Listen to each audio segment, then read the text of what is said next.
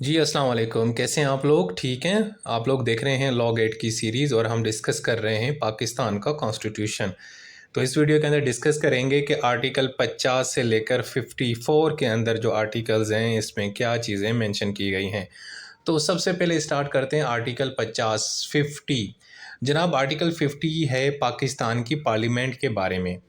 वो ये कहता है कि जो पाकिस्तान की जो पार्लियामेंट है ना, ये कंसिस्ट करती है प्रेसिडेंट के ऊपर और दो हाउसेस, जिसमें लोअर हाउस नेशनल असेंबली और अपर हाउस सेनेट होती है। इसका मतलब ये है कि आर्टिकल 50 के तहत पार्लियामेंट के अंदर प्रेसिडेंट और उसके बाद नेशनल असेंबली और सेनेट आते हैं। यानी आम तौर पे हम तो यही समझते हैं ना कि पार्लियामेंट का मतलब नेशनल असेंबली और सेनेट है। तो जनाब ऐसा नहीं है।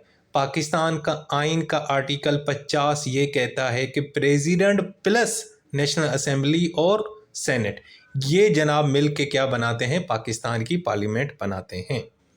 उसके बाद है आर्टिकल 51 बात करता है नेशनल असेंबली के बारे में।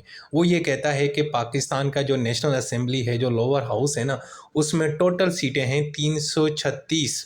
जी जनाब, ये भी आप लोग याद रख लें। पहले 342 हुआ करती थी, अब 336 हैं। और उसमें औरतों के लिए जो मखसूस नशस्तें और नॉन मुस्लिम्स के लिए वो भी इंक्लूड हैं। टोटल कितनी सीटें हैं नेशनल असेंबली में? 336। अब ये आप लोगों ने याद रखना है क्योंकि ये आ सकता है इस दफ़ा एमसीक्यूज़। अच्छा जी, तो अब अगर कोई पाकिस्तान में नेशनल असेंबली में जो एमएनए हैं उनके लिए वोट कास्ट करना चाहेगा तो उसकी क्वालिफ़िकेशन ये होगी, एक तो वो पाकिस्तान का सिटीज़न हो, शहरी हो, उसके बाद उसकी उम्र कम से कम 18 साल हो, और दूसरा ये है कि जो हमारे इलेक्टोरल रोल बनते हैं, लिस्ट बनती है इलेक्शन के हवाले से, उसमें आपका नाम दर्ज हो, और दूसरा आप मेंटली फिट हों। आपको अदालत ने ये डिक्लेयर ना किया हो कि ये बंदा जो है ना अनसाउंड है, ये पागल है, ये चरिया है। आपको साउंड माइंड होना चाहिए। तो जनाब ये क्वालिफ़िकेशंस हैं अगर आप वोट कास्ट करना चाहते हैं नेशनल असेंबली के लिए। अच्छा जी, उसके बाद ही इसी आर्टिकल के अंदर बहुत सारी चीज़ें दर्ज हैं, जिस तरह कि अब ये 336 सीटें किस तरह डिवाइड की गई हैं। तो जनाब इसमें कुछ सीटें होती हैं जनरल सीटें और कुछ होती हैं रिज़र्व सीटें। रिज़र्व सीटों में ख़वातीन की सीटें भी आती हैं और नॉन मुस्लिम्स की आती हैं।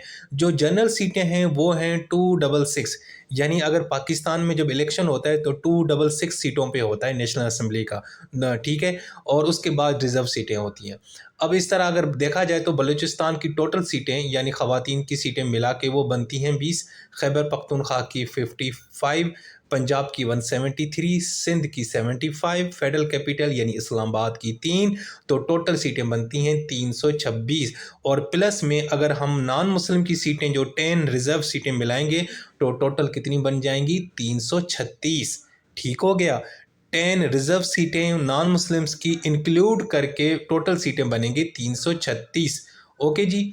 उसके बाद ये लिखा हुआ है कि जनाब ये जो सीटें डिवाइड की जाती हैं ये जनाब पॉपुलेशन के हिसाब से, ठीक है, यानी कितनी पॉपुलेशन होगी उस हिसाब से ये सीटें ऊपर नीचे की जाती हैं। और वो अब पॉपुलेशन का हम किस तरह डिटरमाइन करेंगे? वो डिटरमाइन करेंगे जो लेटेस्ट हमारे जो सेंसस हुआ करते हैं ना, जो मरदमशुमारी होती है उसकी रिपोर्ट के मुताबिक, ठीक है। तो यहाँ पे अभी तक लिखा हुआ है कि 2018 के जो इलेक्शन हुए थे और बाई इलेक्शन उनकी जो सीटें थी वो 2017 के जो सेंसस हैं उसी के मुताबिक ही डिसाइड की गई थी। तो ये जनाब है, इसका सिंपल मतलब ये है कि ये जो सीटें हैं ये कम ज़्यादा या कम हो सकती हैं। ये डिपेंड करता है कि उस जो लेटेस्ट सेंसस हैं उसमें आबादी का क्या तनासुब है। तो उस हिसाब से नेशनल असेंबली में सूबों के अंदर सीटें जो है ना वो ज़्यादा या कम की जाती हैं। उसके बाद ये है कि जनाब जो जनरल सीटें हैं वो तो आपको पता है कि एक हलके में एक सीट आपको मिलेगी और उसका इलेक्शन होता है डायरेक्ट और फेयर वोट के ज़रिए, ठीक हो गया। और जब बाकी जो औरतों की और नॉन मुस्लिम की जो सीटें हैं ना वो जनाब प्रोपोर्शनल होती हैं। इसका मतलब ये है कि जो सियासी जमात जितनी जनरल सीटें जीतेगी उस हिसाब से उसको जनाब नेशनल असेंबली में औरतों की और नॉन मुस्लिम की सीटें दी जाती हैं।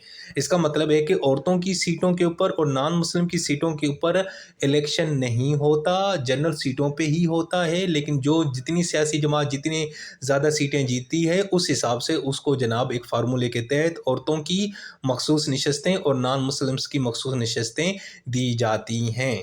ओके जी। अच्छा जी, उसके अलावा यही यही बात यहाँ पे अगेन भी लिखी हुई है कि वुमेन और नॉन मुस्लिम की जो सीटें हैं वो जनरल सीट में जो सियासी जमात जीती है उस हिसाब से दी जाती हैं। और साथ में ये लिखा हुआ है कि अगर कोई एक ऐसा कैंडिडेट है जो इंडिपेंडेंट है, आज़ाद उम्मीदवार है, तो आज़ाद उम्मीदवार के पास ये है कि वो जनाब जब इलेक्शन का रिजल्ट आता है तो उसके 3 दिन के अंदर अंदर उसने किसी भी सियासी जमात को ज्वाइन करना है। अगर वो ज्वाइन कर लेता है तो फिर जनाब तो वो सीटें ऐड हो जाएंगी उस सियासी जमात की, और फिर जनाब उस हिसाब से उनको उनकी जो है ना प्रोपोर्शनल रिप्रेजेंटेशन बन जाएगी और फिर औरतों की और नॉन मुस्लिम की सीटें दी जाएंगी। अच्छा जी, आर्टिकल 52 कहता है ड्यूरेशन ऑफ नेशनल असेंबली, कि जो नेशनल असेंबली बनेगी वो 5 साल के लिए, जब उसका फर्स्ट इजलास होगा उससे लेकर 5 साल एंड होने तक वो नेशनल असेंबली काम करेगी, और वो 5 साल जब मुकम्मल हो जाएंगी तो वो खुद ब खुद डिज़ोल्व हो जाएगी। हाँ, उससे पहले भी डिज़ोल्व हो सकती है, उसका फिर तरीक़ेकार एक अलग दिया गया है। अच्छा जी, इसके बाद है आर्टिकल 53। आर्टिकल 53 में बताया गया है कि जनाब जो नेशनल असेंबली का जो स्पीकर होता है या और डिप्टी स्पीकर, उसके बारे में बताया गया है। उसमें ये है कि जैसे इलेक्शन हो जाएँगे तो नेशनल असेंबली का जब इजलास होगा तो सबसे पहले उनका स्पीकर और डिप्टी स्पीकर का इलेक्शन होगा, और वो भी सीक्रेट बैलेट से। सीक्रेट बैलेट, वैसे ये आर्टिकल 53 में वर्ड सीक्रेट बैलेट नहीं लिखा हुआ, ये आपको मिलेगा। असल में नेशनल असेंबली के भी ना कुछ रूल्स होते हैं, बिजनेस रूल्स। उसका रूल नंबर जो 9 है वहाँ पे लिखा हुआ है कि जो स्पीकर और डिप्टी स्पीकर जो इलेक्शन होगा वो सीक्रेट बैलेट के ज़रिए होगा। अच्छा जी, उसके बाद स्पीकर और डिप्टी स्पीकर ओथ लेंगे, और उनका जो ओथ है वो आपका 3rd शेड्यूल जो है कॉन्स्टिट्यूशन उसके अंदर लिखा हुआ है। और दूसरा ये कि अगर स्पीकर गैर हाज़िर है, मुल्क के बाहर है या बीमार है, तो उसकी गैर मौजूदगी में डिप्टी स्पीकर यानी कि प्रोसीडिंग को लेके चलेगा। अगर डिप्टी स्पीकर भी भाई साहब छुट्टियों पे गए हुए हैं तो फिर जनाब किसी भी असेंबली के मेंबर को वो उठा के स्पीकर या वो यानी स्पीकर की सीट पे बिठाएँगे तो वो सेशन को कंडक्ट करेगा। अच्छा जी, इसके अलावा अगर कि आपने स्पीकर और डिप्टी स्पीकर को हटाना चाहते हैं तो एक करारदाद आपने पेश करनी है कि भाई ये स्पीकर हमें नहीं चाहिए। तो अगर किसी स्पीकर के खिलाफ एक करारदाद जमा हो चुकी है उसको रिमूव करने की, तो फिर जनाब उस दौरान वो स्पीकर या डिप्टी स्पीकर जिसके खिलाफ ये करारदाद आ चुकी है वो जनाब मीटिंग की प्रिजाइडिंग नहीं करेगा। अच्छा जी, इसके अलावा अगर स्पीकर डिप्टी स्पीकर खुद अगर अपना इस्तीफ़ा देना चाहते हैं तो स्पीकर अपना इस्तीफ़ा प्रेसिडेंट को देगा, और डिप्टी स्पीकर किसको देगा, वो स्पीकर को देगा।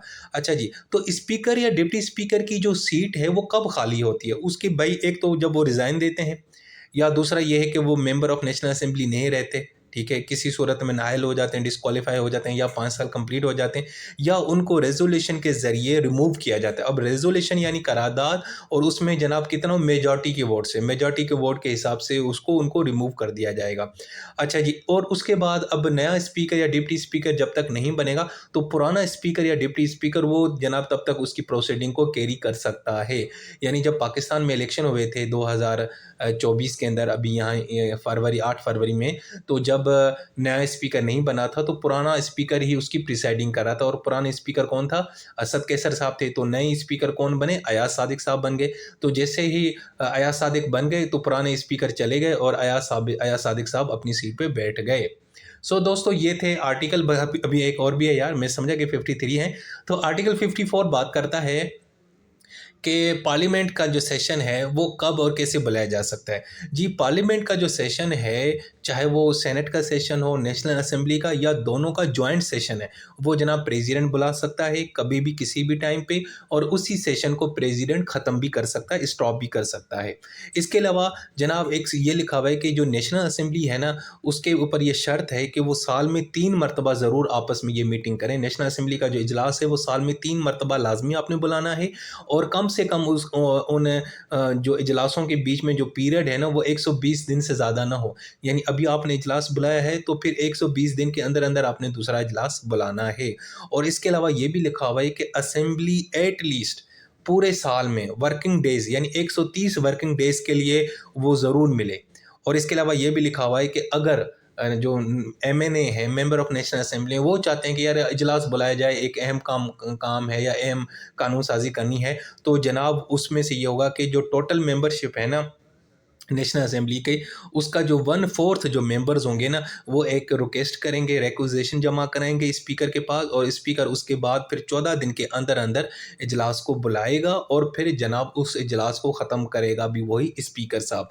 वैसे प्रेसिडेंट बुला सकते हैं, और अगर प्रेसिडेंट के अलावा स्पीकर भी बुला सकते हैं, लेकिन स्पीकर भी तब बुलाएगा जब उनको कोई 1/4 मेंबर ऑफ नेशनल असेंबली उनको रिक्वेस्ट करेंगे। ठीक हो गया दोस्तों।